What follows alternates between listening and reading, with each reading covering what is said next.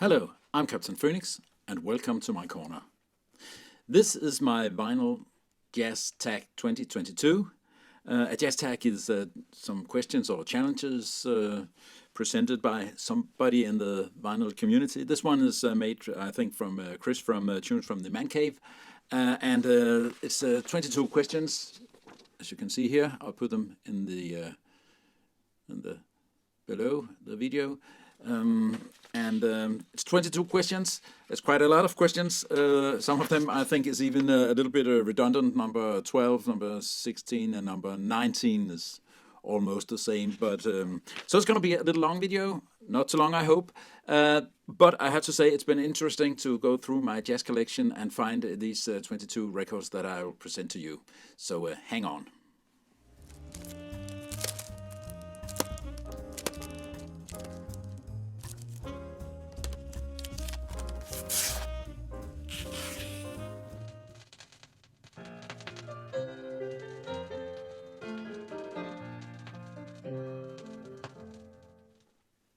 So let's get started. The first one is your favorite jazz find of 2021.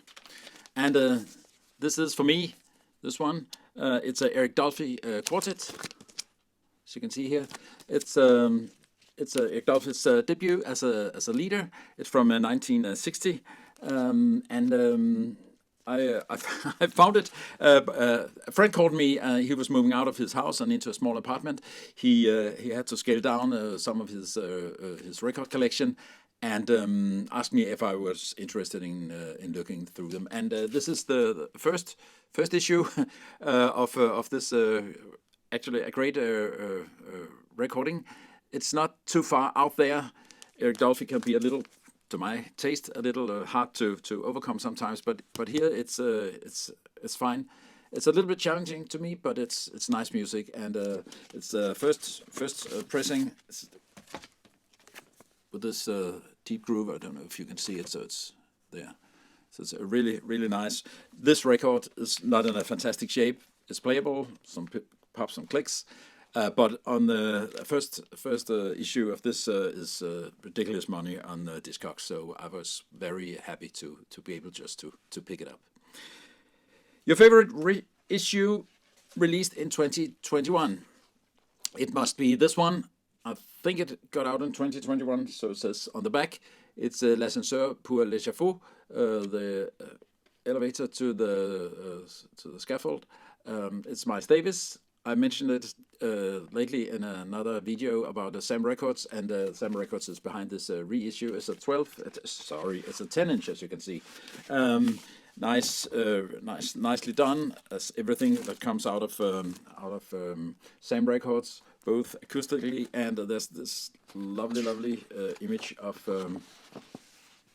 Miles Davis here. You can see really good. Yes, and he is smoking at the same time as he's playing the trumpet. It's from '57. It's the '50s, the '60s. They were different. My favorite new jazz release of 2021. That is this Danish trio, Ginman, Blackman, and Dahl, a drummer, bassist, and a pianist. It's called the Velvet Blues. But it's not blues; it's jazz, and it's made here in Denmark, recorded and pressed and everything in Denmark. It's really a nice record. It's a little laid back, you could say. It's good for launch listening, if you could say so. So I must admit, a lot of the records I bought in 2021 has been reissues. There's coming so many great issues. So a new record, well, I had to look a little, but this is a new recording. The fourth, a jazz saxophone led session. And I have chosen Lars Skolin, the Swedish baritone saxophonist, as you can see here, on this fantastic image. He's Swedish. He was Swedish, and this recording is from I think in 1964. It's really well. It was a good find. I found it at a flea market in France some years ago. I paid half a euro, that's half a dollar for it, and the picture itself, I think it's fantastic. The cover is not so much worse. It's really tired, so it's bending. But the record is playable. You can really hear he's a good saxophone player. Some of the tunes here are with a little larger orchestra with the violins and cellos. That's maybe not so interesting, but you can hear that he's a good saxophonist. Unfortunately, you can see he's having his writing, he's working, and he's having a beer. Unfortunately, he also took some things that were a little stronger than beer, so he struggled with the use of, I think it was methadone, and he didn't get so much out of his talent as I think he should have done. But yeah, that's part of that's the situation for many musicians. We're gonna meet a few more here in my presentation. A trumpet-led session. Here I've chosen Miles Davis, round about midnight. This is recorded in 55 and 56 and released in 57. It's with Miles Davis' first quintet with Paul Chambers, Phil Jones, John Coltrane, and Red Garland. So it's really a strong setup here. And you can see it's on Speaker's Corner, the German company who makes fantastic pressings. So the sound on this one is really, really great, and it's great music as well. So it's Miles Davis' first recording on Columbia. So a debut there in that sense. Yeah, I can recommend this. Guitar-led jazz sessions. Well, there has been a lot of reissues of great on Blue Note on great guitarist sessions, but I've chosen this one with the American guitarist Barney Kessel here together with the violin player Stefan Graffelli, who I remember Django. It's called. It's a recording from 1970 on the British label Black Lion Records. You can see it, and. They actually issue a lot of good recordings, have done. So check Black Lion up here. I could do without the violin, to be honest, on this recording. But when Barney Kessel takes over, it's really great music. He's a fantastic guitarist, and I think he's underrated. I didn't know him, and it's the only recording I've got with him. So, but it'll not continue like that. I'll check up some more on Barney Kessel. Yeah, a piano-led jazz session, and you got experience a lot of Bill Evans recordings coming up here. Here I got Bill Evans. It's called Live 1980, and this is a recording from Norway, a little town called Molde in Norway.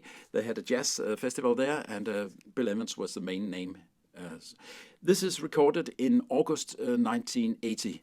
And if you know a little about Bill Evans and his career and his life, you'll know that was shot before he died, actually only 5 weeks before. You can this picture is not from there, but there's on YouTube, and I'll put a link below. There's on YouTube. There's the concert is filmed by the Norwegian broadcasting company, Norges Kringkasting. It's a neighbor country, so sorry if there's any Norwegian viewers here. And you can really you can see that he's worn out. This picture is taken a year or two before. You can't see him really. On here he plays with his last trio with Mark Johnson and Joe Libarbera. I mentioned that earlier in another video. But especially the interplay with Mark Johnson is fantastic. It's just as good as it was with Scott LaFaro from the Sunday at the Village Vanguard and a couple of other early Bill Evans recordings. I can really, really, really recommend this. It's a double album, and you can get the entire concert on the link below. So watch it, and I think you want to go for it. It's really good music, and even though it's only 5 weeks away from checking out here, you can't hear it in his playing. It's fabulous. Yeah. So that was a piano-led, and here comes an organ-led jazz session. I've chosen this one with Lonnie Smith, or as he called himself, Dr. Lonnie Smith. It's called Breathe.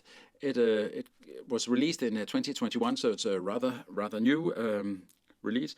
And it's jazz. It's pop. It's easy listening maybe. On here, we can also hear, as you maybe can see, Why Can't We Live Together, the first tune sung by Iggy Pop, and that's a really a great combination. He's so cool when he's singing. That's really incredible. So it has its own atmosphere.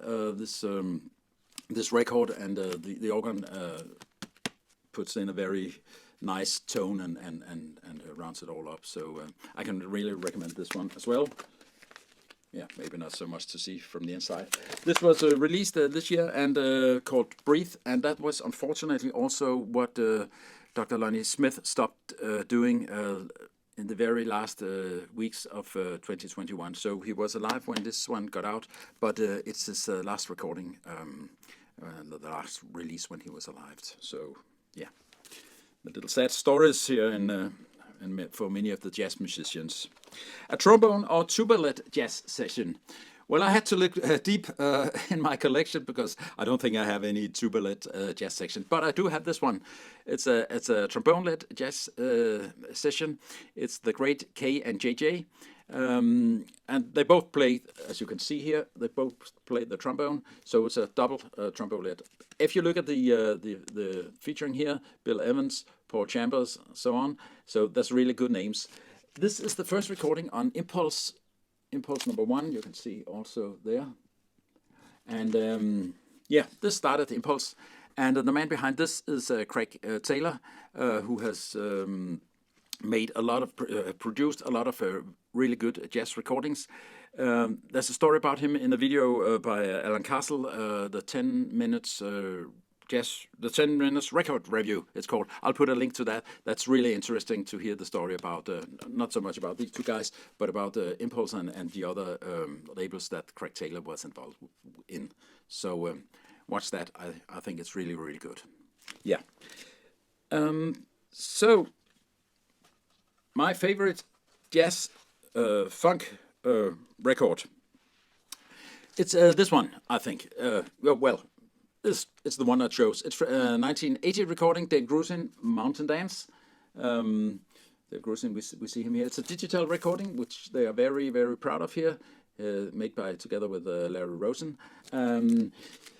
This is really, well, it's a funky recording. It's recorded digitally in 1980, so it must be a very early digital recording, but I think the sound is terrific. It's a bit technical oriented here, and this one is the Japanese pressing, as you can see on the over here. It's exists in a lot of different variations, but here we have again I think I'll just show you that this is the transparent vinyl. I think you can see it here. It's the JVC. They developed a formula which is very much like the super vinyl we get today from some of the audiophile releases, and this recording sounds very, very, very, very good. I use it. I like the music, and I use it when I listen to new equipment and really want to crank the volume up. So that is my favorite jazz funk record. The next is a jazz fusion record, and I have chosen this one, Larry Carlton, Alone, but Never Alone. I don't know if that makes sense in English. I don't think so. But Larry Carlton is a great guitarist. Yeah, he works with a lot of different folks on the different tunes here. I must admit, I find some of the recordings by Larry Carlton a little bit boring here for this time, the mid '80s. But this one is an exception. This is really good. It's swinging. It's like with Dave Grusin and Mountain Dance. I really want to crank my stereo up when I listen to this one, and the sound is so fantastic. It's really, really, really good. And then I looked at the here on the backside, and maybe you can see it, but it says mastered by Bernie Grundman. So it's one of the big shots here. Mastering. It's a 1986 recording, so it's some time ago, but already at that time Bernie Grundman was a master of mastering. So this sounds very, very good. It's on the I think it's called the RCA Master series. I can recommend this not only for the technical part of it, but also for the music. It's good. So that was my jazz fusion record. Here comes an underappreciated album by an artist you love, and I'd like to show you this one. Here we see Benny Golson, Europe tour 2019, just before the pandemic. Mr. Golson was touring Europe. I think this recording is from Germany. Yes, it's made by Norddeutscher Rundfunk, the North German television and radio company. Here he is with the trio. And this is made in 2019, and Benny Golson is born in 1929. So here, ladies and gentlemen, he's 90 years old. He's still touring. He's still playing great saxophone. So it's really incredible. We heard about a couple of jazz musicians who checked out too early. But Benny Golson is still with us. He's been, I think his debut recording was from 1957 or something about there. And he's been touring. He's been making records all the time since, and still in great shape. So I really think this is underappreciated. I haven't seen much about it in the vinyl community, but I can really recommend this one. He has a little comment to every one of the tunes here. I think he plays I Remember Clifford. And if I'm not wrong, he wrote that tune as well, Clifford Brown, which he knew, which was a colleague back in the days who lost, well, he back to the theme. He lost his life in a traffic accident. I think it was very, very young. Big talent on the trumpet. And Benny Golson wrote this tune to him. And he tells, and it's a little bit touching, he tells about how it feels when he plays it still today, in so many years later. Really, really recommend this one. Yeah, a jazz live album. Yeah, well, it could have been this one, but I've chosen another one and another experienced player. Here we got Ron Carter, Golden Striker. It's a double release, 2 LPs. Here with a guitarist and a piano, and he's in good form as well. This is a 2017 recording, but just released last year, 2021. So it's appropriate to have it here.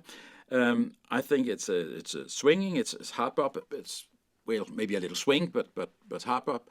And you can see it seems to be a limited edition here.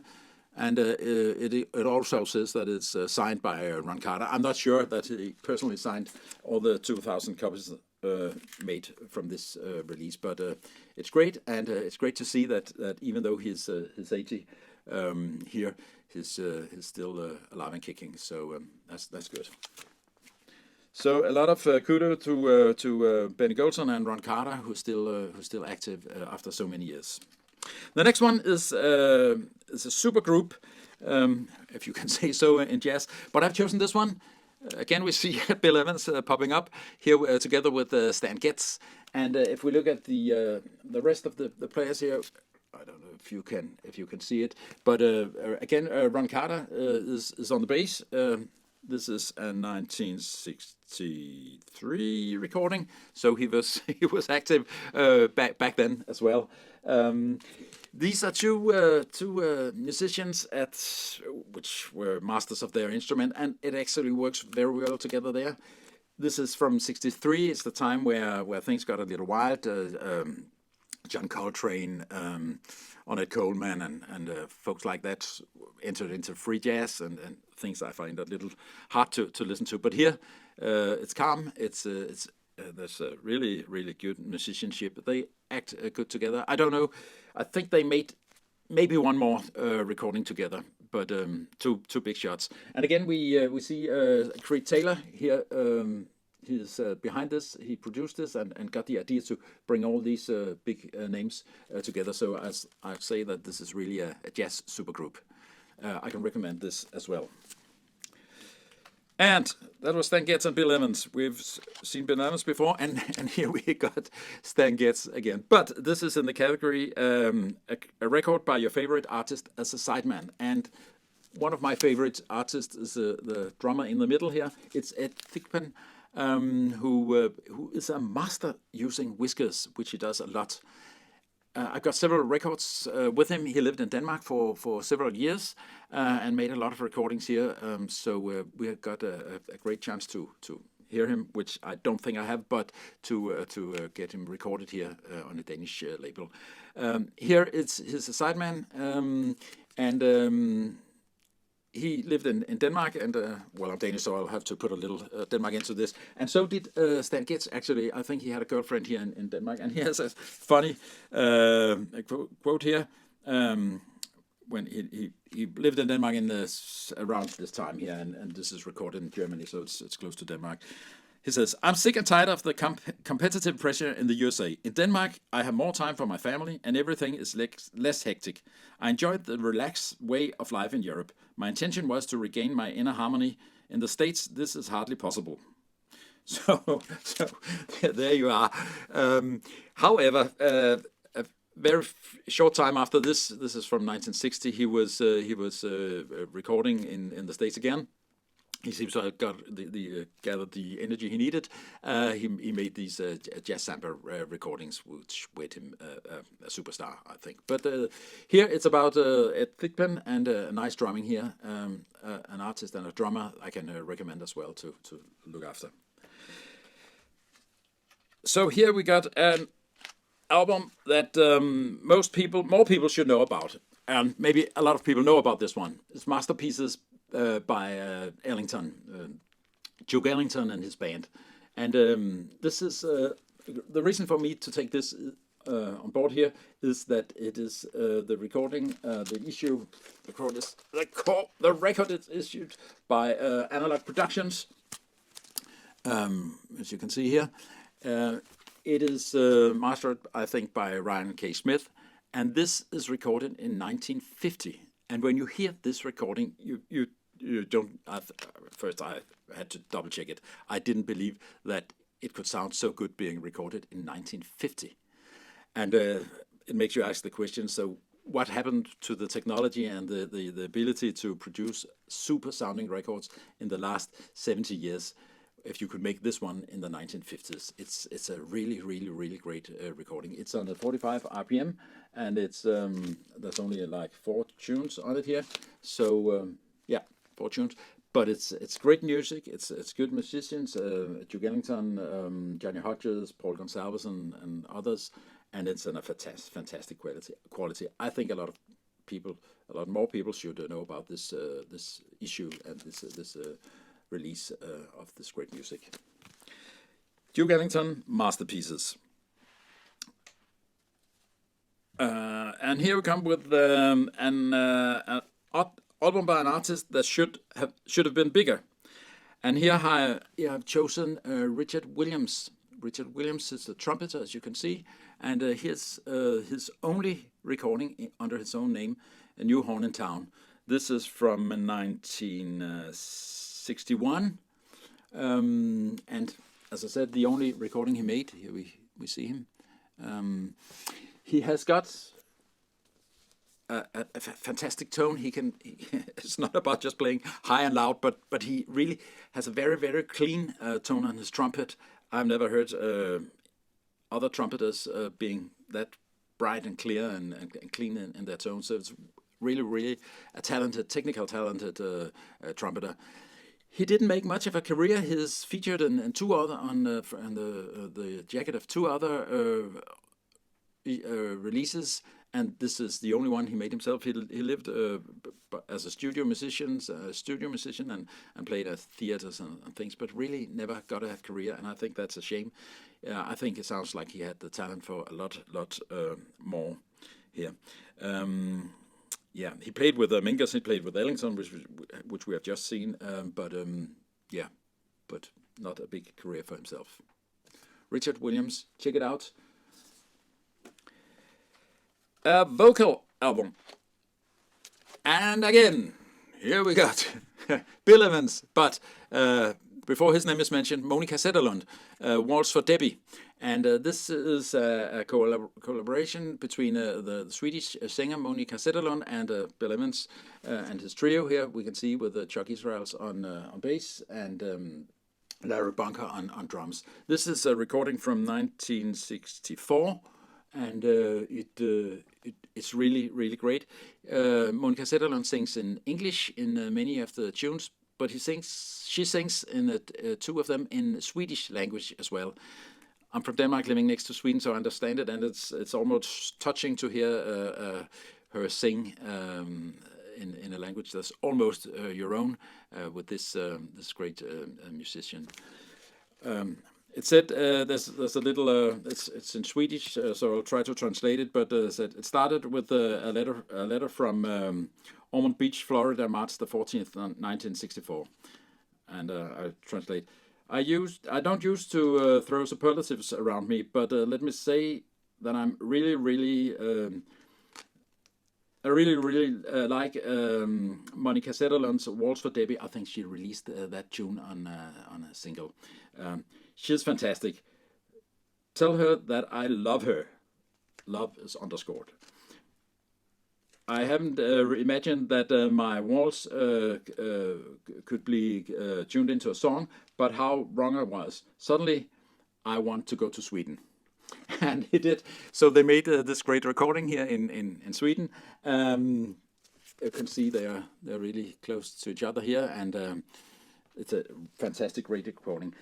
I'm not sure if their relationship was only musical. I'm not that well into what their lives, but I'd like to show you an image here, and only the image because this is from a release of the same recording. It's the so-called public domain. But you see here, Monica Zetterlund is really kind to Bill Evans at the piano. So it's a public domain release, which is not sold on Discogs, but there's a nice photo on it. So now we have an album not many talk about, but I love, and this is Michel Petrucciani, the Michel Petrucciani trio with Palle Danielson and Elliot Sigmund live at the Village Vanguard. Michel Petrucciani was a French pianist. He made this recording in 1984, and it's a two-piece set. And here we see the trio, Elliot Sigmund carrying Michel Petrucciani. He had a brittle bone disease, so he was not, I think he was just only 1 meter tall, and he had hard to walk by himself. So sometimes, I've seen him several times, he has sometimes had to be carried to the stage and put in front of the piano. But he was a master at his instrument, really good, and he was very inspired by Bill Evans. Actually, I have what you could say, a special relation to Michel Petrucciani. I'm too young to have heard Bill Evans live, but I've heard Michel Petrucciani a lot of times here in Copenhagen as well. So this has a special meaning to me. I'll make don't go further into that right now, but I'll make a video about that later, I think, Michel Petrucciani. So that was a recording that not many talk about, but I love, and that goes for other of his recordings as well. He made his first recording in 1980, the year that Bill Evans made his last recording, so he took over, can you say, in some way. Now we come to two records that I cannot show you because it is the last two questions here. Not the last two questions, but the question number 20 is a recording that I hope to find in 2022. I'll just show you an image. Anyway, I'd like to find this one. It's Oliver Nelson, and this is the Analog Productions release of this Screaming the Blues. Here we find also Richard Williams, which we have heard of before, and Eric Dolphy, the very first artist I showed you. So that's really a funny coincidence. That's what I really hope to find. It's out of print right now, but there's probably somebody selling it out there, and I hope we get back in print because the secondary market is a little bit up there. The second to last question here: a new release or reissue you're looking forward to in 2022. And here again, I'm a little bit Yeah. Bill Evans, Riverside Recordings. This is the 22 record box, which has been announced to be repressed by Analog Productions. I think it is. It's QRP, and I have ordered it. Even though it's on 45 RPM, it's good for the sound quality, but I think it breaks the musical experience up a little too much. You get interrupted in hearing, so I'd have preferred if it was 33 and a third RPM, but it's not so, and I've heard from others in the vinyl community that it sounds fantastic. So I'm hoping for this one to be reissued here. I put in my order at Acoustic Sounds, so I'm just waiting and hope the dollar doesn't go through the roof, because it's paid in dollars. And the very last question is, your house is on fire. You have time to say one record. Which do you save? That's a very sad situation. But I think I'll say it would be this one. The Danish Radio Big Band, directed by Thad Jones, the trumpeter, who was living in Denmark for a few years and was leader of the Danish Radio Big Band. This was my way into jazz. This recording is from 1978. At that 78, yeah. And at that time, I was 18 or 19 years old, so I was ready to take in jazz, and this was the beginning for me of how I got into jazz. I'd like to make a video about that later, because it's a long story, but he lived and played here and was the conductor of this great big band. And here you see, and that's the reason that this is the one I'll pick, all the best, Thad Jones, so it's signed on the front here. It's a really, I'm not normally much into big band jazz, but this is really a great recording, at least for me it is. Yeah, so that concludes the 22 releases in the Jazz Vinyl Tag 2022. I hope you have enjoyed it, maybe found a little inspiration on the ways. I will put in the links which I've mentioned, which are, I think, are very good videos to find. And I thank you for your time. Hope you got something in return. So thank you very much. And if you feel like, you're welcome to subscribe. That will help me a lot. Thank you.